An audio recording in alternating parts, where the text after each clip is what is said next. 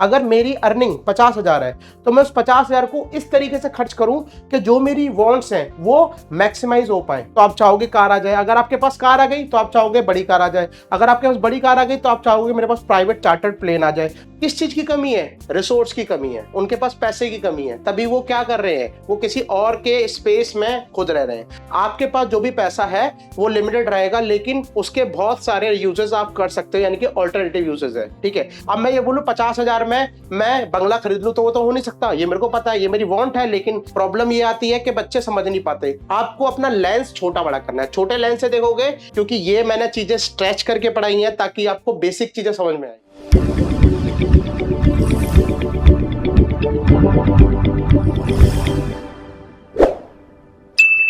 Welcome back students, आपका बहुत बहुत स्वागत है मेरे चैनल कॉमर्स टॉपर्स पर।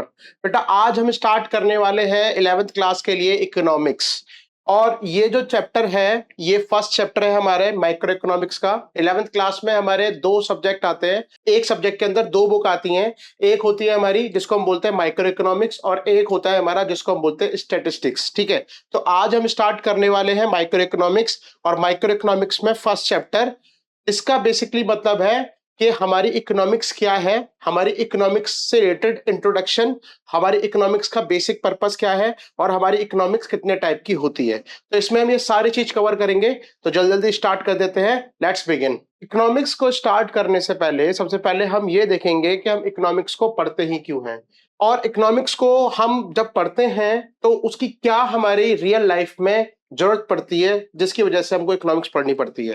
तो देखो यहाँ पर सबसे पहले मैंने स्टार्ट किया है, यहाँ पे आप देख सकते हो, यहाँ पे लिखा हुआ है कि हम परफॉर्म करते हैं daily activities for specific reason. ठीक है, for example we go to a restaurant to eat और अटेंड स्कूल टू लर्न, यानी कि हम रेस्टोरेंट जा रहे हैं कुछ खाने के लिए, स्कूल जा रहे हैं अटेंड करने के लिए, और मैं आपको पढ़ा रहा हूं। तो ऐसे हम बहुत सारी एक्टिविटीज करते हैं। अब वो सारी जो एक्टिविटीज हैं, ठीक है, ये हमारी ऐसी एक्टिविटी होती है जो हमें करनी पड़ती है, और इकोनॉमिक्स हमको हेल्प करती है अंडरस्टैंड करने में कि इन एक्टिविटीज के क्या ऑब्जेक्टिव है और इन एक्टिविटीज को हम चूज क्यों कर रहे हैं। जैसे मैं आपको पढ़ा रहा हूं, तो मेरा पढ़ाने के पीछे क्या पर्पज है, ये इकोनॉमिक्स हमको बताएगी कि ये जो पढ़ा रहे हैं, या आप स्कूल जा रहे हो या कोई पर्सन अपनी शॉप खोल के बैठा है वहां पे चीजों को सेल कर रहा है, तो वो क्यों कर रहा है, उसके पीछे क्या लॉजिक है। इकोनॉमिक्स ये हमको बताने में, ये हमको अंडरस्टैंड कराने में हमारी हेल्प करती है। और ध्यान रखना कि जो मेन रीजन है हमारी इकोनॉमिक्स पढ़ने का वो है स्केर्सिटी। स्केर्सिटी का मतलब होता है कि कोई भी चीज अगर लिमिटेड होती है तो उसको बोलते हैं स्केयर। लिमिटेड होने के साथ साथ उसके ऑल्टरनेटिव यूजेस भी हो सकते हैं।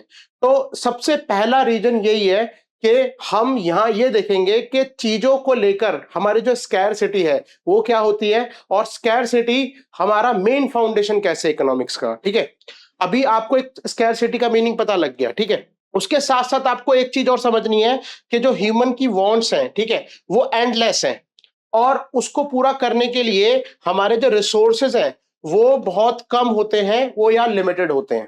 ठीक है, तो हम इसको इस तरह से लिख सकते हैं कि जो ह्यूमंस की वांट्स है, ह्यूमन वांट्स, ठीक है, ये हमेशा क्या रहेंगी, अनलिमिटेड। और इसको पूरा करने के लिए, इनको कंप्लीट करने के लिए जो हमारे पास रिसोर्सेज होते हैं, क्या होते हैं बेटा, रिसोर्सेज, वो हमारे क्या होते हैं, लिमिटेड। लिमिटेड जैसे एग्जाम्पल के तौर पर अगर आपको कोई चीज परचेज करनी है, ठीक है, तो आपको क्या चाहिए, पैसा चाहिए। तो जो पैसा है दैट इज रिसोर्सेज, और आप उस चीज को परचेज क्यों कर रहे हो, ताकि उससे आपकी कोई वांट पूरी हो सके। जैसे आप रेस्टोरेंट जा रहे हो और रेस्टोरेंट जाके बर्गर खा रहे हो, तो बर्गर खाने का मतलब क्या है, आपकी वांट होगी बर्गर खाना, तभी तो आप खा रहे हो, और इसको पूरा करने के लिए आपके पास क्या होना चाहिए, पैसा होना चाहिए। तो आपको पता लग गया होगा कि जो भी हमारी वांट्स है उनको पूरा करने के लिए हमारे पास क्या होना चाहिए, हमारे पास रिसोर्सेज होने चाहिए। लेकिन प्रॉब्लम यहां पर यह है कि ह्यूमन वांट्स जो है वो अनलिमिटेड है, और उनको पूरा करने के लिए जो हमारे पास रिसोर्सेज होते हैं वो लिमिटेड है। ठीक है, और इकोनॉमिक्स जो है वो इसेंशियली ये बताती है कि हम अपने लिमिटेड रिसोर्सेज के साथ, जैसे कि अमाउंट ऑफ मनी या मनी पैसा, उससे हम अपनी वांट्स को कैसे पूरा कर सकते हैं जिससे कि हमको मैक्सिमम सेटिस्फेक्शन मिल सके। अब आप इसमें समझ लो एक चीज, हम कोई भी वांट तभी पूरा करते हैं जब हम उसकी नीड रखते हैं। अगर हमारी नीड है, वांट है, हमने उसको पूरा किया और पूरा करने के बाद हमको सेटिस्फेक्शन नहीं मिला, तो उस वांट को पूरा करने का कोई पर्पस नहीं है। अगर मैं जा रहा हूं बर्गर खाने के लिए, मैंने बर्गर खाया और अगर मेरी भूख नहीं मिटी, मेरी वांट खत्म नहीं हुई, तो मेरे को वहां पर बर्गर खाने का कोई पर्पस नहीं है। दैट मीन्स कि मेरे पास जो रिसोर्सेज है, ठीक है, उससे मैं अपनी वांट को पूरा करूं और उससे मेरे को सेटिस्फेक्शन मिले। ठीक है, तो इकोनॉमिक्स हमको ये बताता है कि स्केर्सिटी है, और स्केर्सिटी जो है वो किसके रिलेशन में है, हमारे रिसोर्सेज के रिलेशन में है। दैट मींस हमको रिसोर्सेज जो है वो ऐसे अलोकेट करने हैं, ऐसे डिस्ट्रीब्यूट करने हैं ताकि हम अपनी सेटिस्फेक्शन को मैक्सिमाइज कर पाए। क्या कर पाए? सेटिस्फेक्शन को मैक्सिमाइज कर पाए। अगर मेरी अर्निंग 50,000 है, तो मैं उस 50,000 को इस तरीके से खर्च करूं कि जो मेरी वांट्स हैं वो मैक्सिमाइज हो पाए। मतलब वांट से जो मेरे को सेटिस्फेक्शन मिल रही है, गुड्स को यूज करने से सेटिस्फेक्शन मिल रही है, वो मेरी मैक्सिमाइज हो पाए। क्योंकि वांट जो है वो तो अनलिमिटेड है, वो तो कभी पूरी नहीं हो सकती, लेकिन कुछ वांट को अगर मैं पूरा कर रहा हूं और उसको पूरा करने से जो मेरे को सेटिस्फेक्शन मिल रही है वो मैक्सिमाइज हो पाए। ठीक है, तो दो तीन चीजें आप याद रखो। पहली स्केर्सिटी, ठीक है, स्केर्सिटी किस चीज की है? रिसोर्सेज की। और रिसोर्सेज कैसे हेल्प करते हैं हमारी हमारी वांट्स को पूरा करने में, और वांट्स हमारी जो है वो अनलिमिटेड है। ठीक है, तो ये एक मिसमैच बन जाता है। क्या बन जाता है? मिसमैच। जैसे यहां पर देख लो, एक ये मिसमैच क्रिएट कर रहा है कि भाई मेरे जो रिसोर्सेज है वो कम है और मेरी वांट जो है वो ज्यादा है, तो ये मिसमैच बन जाता है। इस मिसमैच को समझने के लिए ही हम क्या करते हैं, अपनी कुछ वांट को पूरा करने के लिए अपने रिसोर्सेज को स्पेंड करते हैं ताकि वो पूरा हो सके। और हमारा मेन ऑब्जेक्टिव यही होता है कि जो भी वांट हमारी पूरी हो रही है उससे हमारी सेटिस्फेक्शन मैक्सिमाइज हो सके। ठीक है, और जो इकोनॉमिक्स है ये हमको इस चीज में भी हेल्प करती है कि ये जो हम रिसोर्सेज को अलोकेट कर रहे हैं उसको हम डेली एक्टिविटीज में कैसे कर सकते हैं। यानी कि अगर मैं आपको पढ़ा रहा हूं, ठीक है, मैं अपने रिसोर्सेज खर्च कर रहा हूं और मेरी वांट है कि मैं ज्यादा से ज्यादा बच्चों को अपनी एजुकेशन प्रोवाइड करूं, तो जो मेरे पास अवेलेबल रिसोर्सेज है मैं उनको कैसे इस्तेमाल करूं कि मेरी जो सेटिस्फेक्शन है वो मैक्सिमाइज हो पाए। मेरा जो पर्पज है ज्यादा से ज्यादा बच्चों तक एजुकेशन पहुंचाना, वो कैसे पहुंच पाए। तो इकोनॉमिक्स ये हमको बताती है। ठीक है, अब इसके आगे करते हैं। तो अभी प्रीवियस स्लाइड से हमने ये देखा कि जो हमारी कोर प्रॉब्लम है वो क्या है। तो देखो बेटा, कोर प्रॉब्लम हमारी यहां पर बनती है कि जो हमारी वांट्स हैं, ठीक है, वो क्या है? अनलिमिटेड। ठीक है, यानी कि ये ज्यादा है। उनको पूरा करने के लिए जो हमारे पास रिसोर्सेज है वो है लिमिटेड। लिमिटेड मींस वो है स्केयर, कम। ठीक है, और उसके साथ साथ इन रिसोर्सेज के ऑल्टरनेटिव यूसेज भी होते हैं। ऑल्टरनेटिव यूसेज भी होते हैं। तो ये हमारी कोर प्रॉब्लम है। हमारी वांट जो है वो अनलिमिटेड है और उसको पूरा करने के लिए जो हमारे पास रिसोर्सेज है वो स्केयर है, लिमिटेड है, और उनके ऑल्टरनेटिव यूसेज है। अब यहाँ पर रिसोर्सेज का आप एग्जांपल ले सकते हो। रिसोर्सेज का एग्जांपल हो जाता है कैश। क्या हो जाता है बेटा? कैश। कैश आपका क्या है? एक रिसोर्स है जो आपकी वांट को पूरा करने में हेल्प करता है। और कोई भी पर्सन हो, दुनिया में कोई भी पर्सन हो, चाहे वो एलन मस्क क्यों ना हो, सबसे अमीर पर्सन क्यों ना हो, वो भी ये फील करता है कि उसके पास इनफ कैश, इनफ पैसा नहीं है, और इसीलिए वो क्या करता है, डेली कुछ ना कुछ एक्टिविटी करता है ताकि वो इस रिसोर्स को और इंक्रीज कर सके। ठीक है, और क्योंकि वांट उसकी हमेशा क्या रहेंगी, एज ए ह्यूमन बीइंग हमारी भी या उसकी भी, सबकी वांट क्या रहेंगी, हमेशा अनलिमिटेड रहेंगी, कभी वो कंप्लीट नहीं होंगी। और एक कॉन्टिन्यूएशन में काम होता है। अगर एक वांट पूरी होती है तो दूसरी वांट क्रिएट हो जाती है, दूसरी वांट क्रिएट पूरी होती है तो तीसरी वांट क्रिएट हो जाती है। तो वांट यानी कि चाहतें, हमारी जो हम चीज यूज करना चाहते हैं वो कभी खत्म नहीं होंगी। अगर आपके पास बाइक है तो आप चाहोगे कार आ जाए, अगर आपके पास कार आ गई तो आप चाहोगे बड़ी कार आ जाए, अगर आपके पास बड़ी कार आ गई तो आप चाहोगे मेरे पास प्राइवेट चार्टर्ड प्लेन आ जाए, अगर आपके पास प्लेन आ गया तो आप सोचते हो कि मेरे पास एक, बोल सकते हैं कि नाव आ जाए या फिर याच आ जाए जिसको हम बोलते हैं। तो आपकी वांट कभी खत्म नहीं होगी। अगर वो भी हो जाएगा तो फिर आप एक स्पेसक्राफ्ट की तरफ चले जाओगे। ठीक है, लेकिन वांट कभी पूरी नहीं होगी। तो ये कोर प्रॉब्लम है, और इस कोर प्रॉब्लम का ही सॉल्यूशन देखेंगे अपने इकोनॉमिक्स में।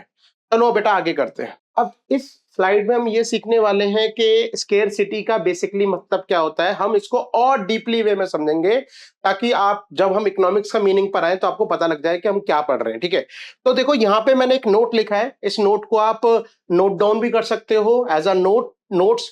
ठीक है, फॉर चैप्टर 1। ठीक है, बहुत अच्छा तरीके से मैंने यहाँ पे लिखा हुआ है। क्या लिखा हुआ है एक बार देखते हैं उसको। Scarcity refers to limitation of supply in relation to the demand of a commodity. यानी कि स्कैरसिटी का मतलब क्या हो गया कि जो हमारी लिमिटेशन है किसकी, सप्लाई की, सप्लाई मींस हमारे रिसोर्सेस की, वो लिमिट है, लिमिटेशन है, कम है in relation to demand for the commodity. यानी कि जो भी हम कमोडिटी चाह रहे हैं उसको परचेज करने के लिए जो हमारे पास रिसोर्सेज है वो लिमिटेड है। ठीक है, ये सिचुएशन है जब हमारी वांट जो है वो एक्सीड कर जाती है हमारे अवेलेबल रिसोर्सेज से। ठीक है, it is a situation when our wants exceed the available resources. ठीक है, अब इसकी वजह से क्या होता है, इसकी वजह से goods are not readily available to satisfy everyone. हमारे पास इतनी सारी गुड्स नहीं अवेलेबल होती है कि वो सबकी वांट को पूरा कर सके। जैसे बहुत सारे लोग इंडिया में आज रेंट पर रहते हैं। ठीक है, अब अगर सपोज कर लो उनके पास रिसोर्सेज होते तो क्या वो रेंट पर रहते? नहीं रहते, वो अपना घर परचेस कर लेते। दैट मींस जमीन की कमी है? जमीन की कमी नहीं है। किस चीज की कमी है? रिसोर्स की कमी है, उनके पास पैसे की कमी है, तभी वो क्या कर रहे हैं, वो किसी और के स्पेस में खुद रह रहे हैं। अगर उनके पास पैसा आ जाए तो क्या रेंट घर में रहेंगे? नहीं रहेंगे।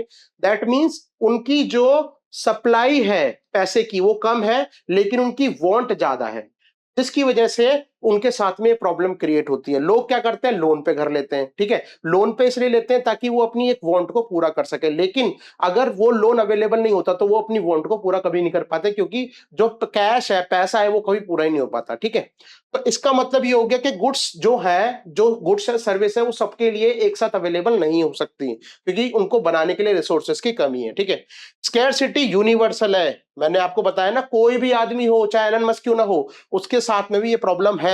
वो भी ये जानता है कि हाँ भाई हमारे रिसोर्स स्केयर है, और हर एक इंडिविजुअल, ऑर्गेनाइजेशन और इकोनॉमी इसको फेस करती है। और इस कांस्टेंट शॉर्टेज की वजह से इसको हम बोल सकते हैं कि एक इकोनॉमिक्स की बेसिक प्रॉब्लम क्रिएट होती है, जिसको हम बोलते हैं स्कैरसिटी प्रॉब्लम। ठीक है, तो चलो अब बेटा इसके आगे समझते हैं। आपको क्लियर हो गया होगा कि भाई यहाँ पर स्कैरसिटी का मतलब क्या है। ठीक है, आप यहाँ पर भी देख सकते हो इलस्ट्रेटिव पिक्चर में, ये बेचारे दोनों इसको खींच रहे हैं। ठीक है, यानी कि इनकी डिमांड है लेकिन सप्लाई जो है वो क्या है, लिमिटेड है। ठीक है, अब आगे करते हैं।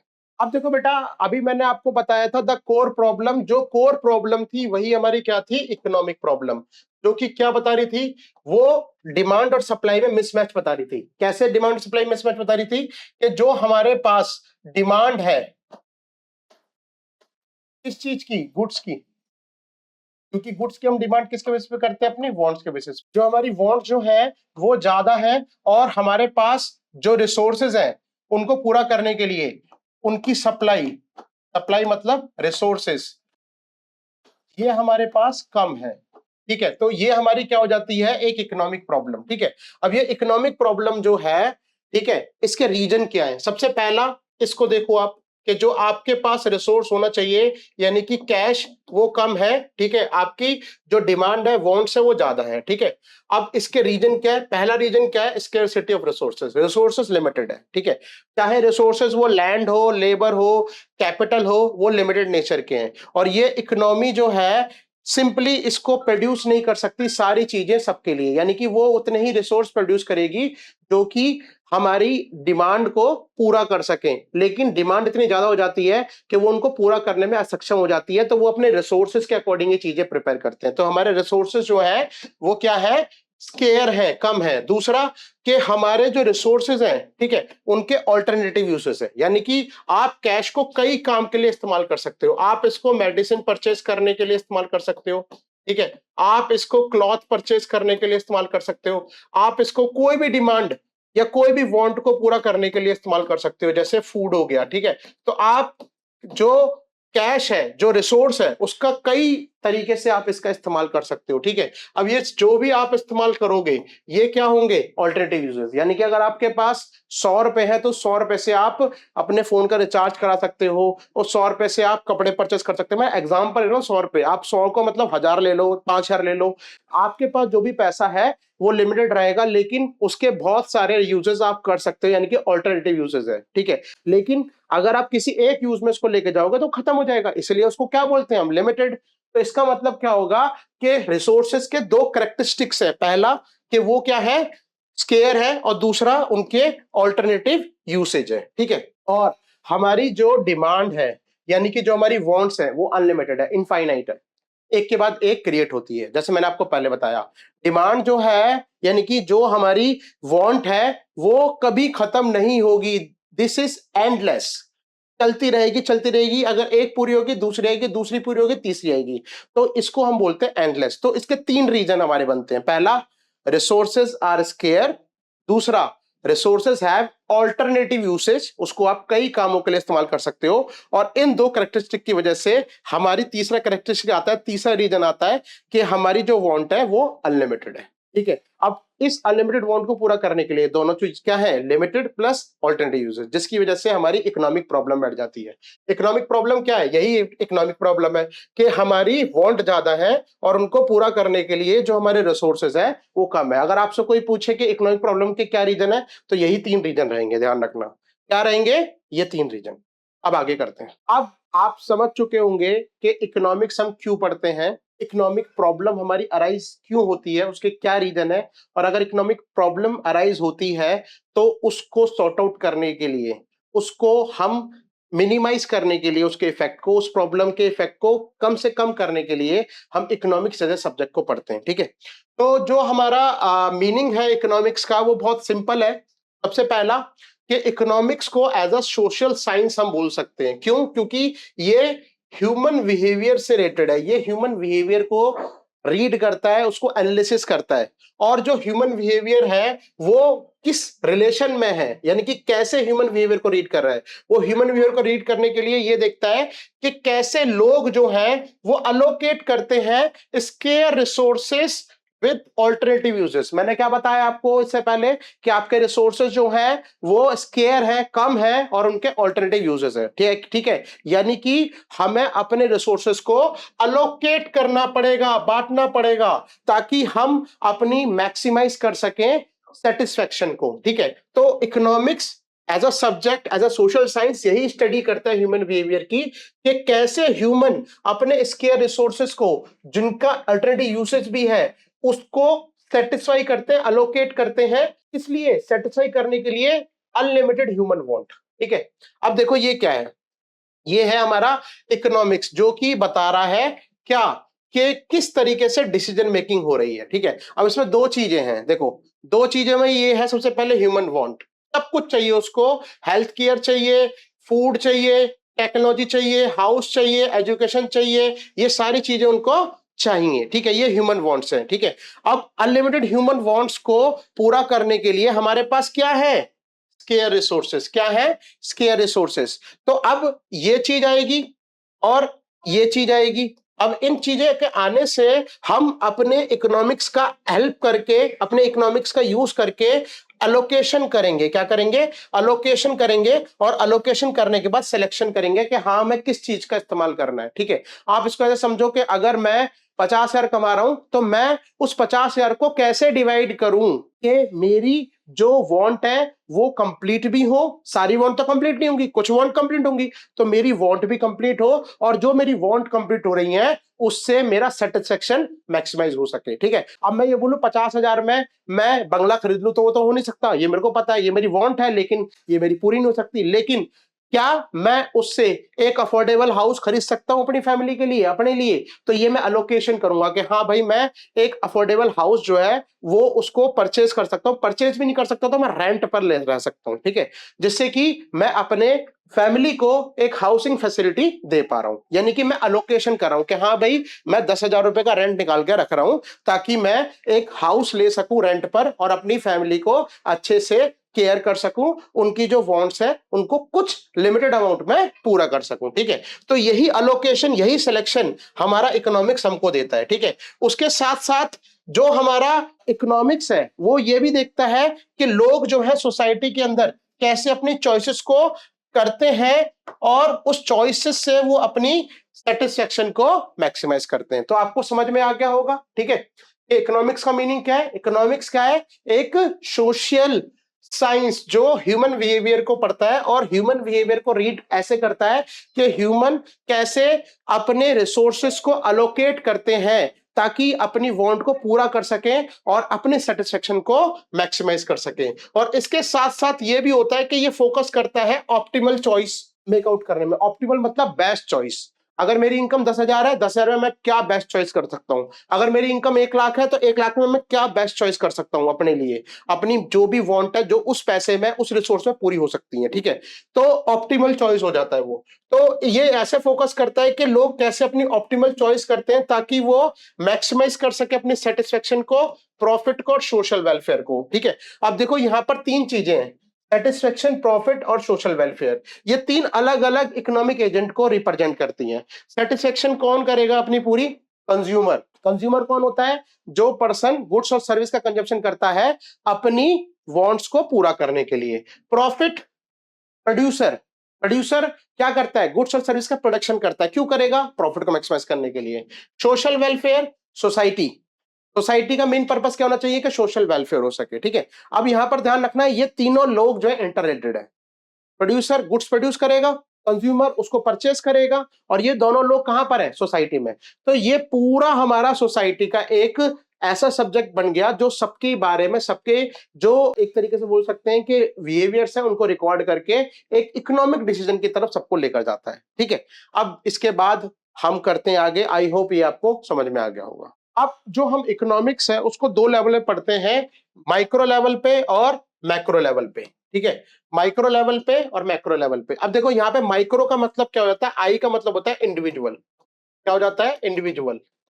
यानी कि ये इंडिविजुअल यूनिट्स को देखेगा, जैसे एक कंज्यूमर को, एक प्रोड्यूसर को, ठीक है, एक मार्केट को। यानी कि यहां पर सिंगल यूनिट की बात होगी, ध्यान रखना, सिंगल यूनिट की बात होगी, कंज्यूमर की बात होगी या प्रोड्यूसर की बात होगी या मार्केट की बात होगी। लेकिन जो हमारा मैक्रो है उसमें ए होता है किसके लिए? एग्रीगेट्स के लिए। किसके लिए? एग्रीगेट्स, यानी कि टोटल। एग्रीगेट्स को हम क्या बोलते हैं? टोटल। यहां पर हम होल इकोनॉमी की बात करेंगे, कंप्लीट इकोनॉमी की, यानी कि कंप्लीट नेशन की। कंप्लीट इकोनॉमी यानी कि कंप्लीट नेशन। ठीक है, जैसे हम इंडिया की बात करेंगे तो हम इस यहां पर बोल सकते हैं कि इंडिया के रिलेशन में अगर हम कोई चीजें पढ़ेंगे तो हम मैक्रो इकोनॉमिक्स के अंदर पढ़ेंगे। ठीक है, तो यहां पर देखो क्या है कि माइक्रो इकोनॉमिक्स के बारे में मैंने बता दिया कि ये इंडिविजुअल यूनिट को देखता है, जैसे कंज्यूमर को देखेगा, फर्म को देखेगा या स्पेसिफिक प्राइस को देखेगा। इस प्राइस को देखने का मतलब क्या है कि प्राइस कहां देखा जाता है? मार्केट में। जब कंज्यूमर और प्रोड्यूसर दोनों आएंगे, आपस में चीजें परचेस करेंगे, तो वो जो गुड जिसको परचेस या सेल किया जा रहा है उसका एक प्राइस होगा ना, वो प्राइस सेट करते हैं दोनों बार्गेन करके, अपनी डिमांड और सप्लाई का इस्तेमाल करके। ठीक है, तो हम इसमें इन सब यूनिट के बारे में पढ़ेंगे। जैसे हम पढ़ेंगे कंज्यूमर बिहेवियर, कंज्यूमर इक्विलिब्रियम। हम पढ़ेंगे producer behaviour, producer equilibrium. Consumer कैसे डिमांड करता है, प्रोड्यूसर कैसे सप्लाई करता है। जब ये दोनों मिलते हैं तो जो मार्केट बनती है उसके क्या क्या फॉर्म्स होते हैं। ठीक है, और जब ये दोनों मिलते हैं तो हमारा मार्केट में प्राइस कैसे डिसाइड होता है। ठीक है, तो ये सब हम किसके अंदर पढ़ते हैं? माइक्रो इकोनॉमिक्स के अंदर। ठीक है, लेकिन मैक्रो इकोनॉमिक्स जो है उसमें भी हम इकोनॉमिक प्रॉब्लम ही पढ़ रहे हैं। उसमें ऐसी बात नहीं है कि हम उसमें कुछ और पढ़ रहे हैं, उसमें इकोनॉमिक प्रॉब्लम ही पढ़ रहे हैं। लेकिन वहां पे जो हमारा स्कोप है वो ब्रॉड हो गया, स्कोप हमारा एग्रीगेट लेवल पे चला गया। यानी कि हम यहां पर जितनी भी चीजें देखेंगे वो कंप्लीट इकोनॉमी के बेसिस पे देखेंगे, जैसे इन्फ्लेशन, महंगाई कितनी है, हमारे कंट्री की इनकम कितनी है, और हमारी कंट्री में पॉवर्टी कितनी है, हमारी कंपनी का एम्प्लॉयमेंट क्या है, एम्प्लॉयमेंट रेट क्या है, अनएम्प्लॉयमेंट रेट क्या है, हमारी कंट्री का आउटपुट कैसे जनरेट होता है। तो ये सारी चीजें हम इसमें पढ़ेंगे। किसमें? मैक्रो इकोनॉमिक्स में। मैक्रो इकोनॉमिक्स बेसिकली आपको 12th में पढ़नी पड़ती है और ये आप कब पढ़ोगे? 11th में। ठीक है, इससे रिलेटेड आपको एक डिफरेंस का भी क्वेश्चन आ जाता है, तो आप डिफरेंस में सिर्फ ये याद कर लो पहले तो इसका मीनिंग कि माइक्रो इकोनॉमिक्स किससे डील करता है, मैक्रो इकोनॉमिक्स किससे डील करता है, ये इंडिविजुअल यूनिट से डील करता है, ये एग्रीगेट यूनिट से डील करता है। इसमें हमारी जो यूनिट होती है वो क्या क्या हो गई? कंज्यूमर, प्रोड्यूसर और जो हमारा मार्केट है। इसमें हमारी यूनिट क्या हो गई? एग्रीगेट कंज्यूमर, एग्रीगेट प्रोड्यूसर यानी कि एग्रीगेट सप्लायर, और टोटल मार्केट, कंप्लीट मार्केट। इसमें हम कौन से टॉपिक पढ़ेंगे? Individual demand, market demand, individual producer का सप्लाई, मार्केट का सप्लाई। इसमें हम कंप्लीट डिमांड यानी कि एग्रीगेट डिमांड, एग्रीगेट सप्लाई, और इसके अलावा इसमें हम प्राइस थ्योरी पढ़ते हैं कि कैसे कंज्यूमर और प्रोड्यूसर मिलके एक मार्केट के अंदर प्राइस को सेट करते हैं। इसमें हम जर्नल प्राइस लेवल पढ़ते हैं, यानी कि पूरी इकोनॉमी के लेवल पे हमारी गुड्स और सर्विस का प्राइस कैसे सेट होता है, यानी कि ये पूरी इकोनॉमी के बारे में है और ये किसी इंडिविजुअल यूनिट्स के बारे में है। और इंडिविजुअल यूनिट्स कितने तरह की होती हैं? 3 तरह की होती हैं, ठीक है। अब इसके बाद हम इसमें पढ़ेंगे मिसिंग लिंक, ठीक है। अब ये मिसिंग लिंक का बेसिकली मतलब क्या है कि जो भी ब्रांचेस हैं वो हमेशा ये चाहती हैं, चाहे जैसे माइक्रो वाली ब्रांच है या मैक्रो वाली ब्रांच है, ये चाहती है कि अलोकेट कैसे करें लिमिटेड रिसोर्सेस को इफेक्टिवली, ताकि उससे सेटिस्फेक्शन मैक्सिमाइज हो सके और वेलफेयर मैक्सिमाइज हो सके, ठीक है। ये दोनों ही चीजें सेम चाहती हैं। मैंने आपको क्या बताया, दोनों में इकोनॉमिक प्रॉब्लम सेम है, लेकिन यहां पर प्रॉब्लम कहां पर आती है? प्रॉब्लम ये आती है कि बच्चे समझ नहीं पाते। आपको अपना लेंस छोटा बड़ा करना है, छोटे लेंस से देखोगे, लो लेवल पे देखोगे, मिनिमम लेवल पे देखोगे, इंडिविजुअल लेवल पे देखोगे तो माइक्रो, अगर बड़े लेवल पे देखोगे, कंप्लीट लेवल पे देखोगे, होल लेवल पे देखोगे, एग्रीगेट लेवल पे देखोगे तो मैक्रो। तो आई होप ये सारी चीज आपको क्लियर हो गई होंगी। ये यहाँ पे आज हम इसको लेक्चर को एंड कर रहे हैं और इसके बाद हम सेकंड लेक्चर लेकर आएंगे आपका इसी नेक्स्ट क्लास में, नेक्स्ट लेक्चर में तुरंत मैं आपका इसका सेकंड पार्ट भी डाल दूंगा और सेकंड पार्ट में हम ये चैप्टर जो है कंप्लीट कर लेंगे। अगर आपको यहां तक कोई प्रॉब्लम हुई हो, क्योंकि ये मैंने चीजें स्ट्रेच करके पढ़ाई हैं ताकि आपको बेसिक चीजें समझ में आए, जितना ज्यादा हो सके आप इसको दोबारा दोबारा देखना ताकि आपको चीजें समझ में आ जाए कि बेसिक प्रॉब्लम कहां पे आती है। रट्टा नहीं मारना है बेटा, समझने वाली बात है, ठीक है। और फिर भी अगर आपको कोई भी प्रॉब्लम होती है तो प्लीज कमेंट में मेंशन करें ताकि मैं उसको सॉल्व कर सकूं और आगे अपने लेक्चर्स में अलाइन कर सकूं। Thank you.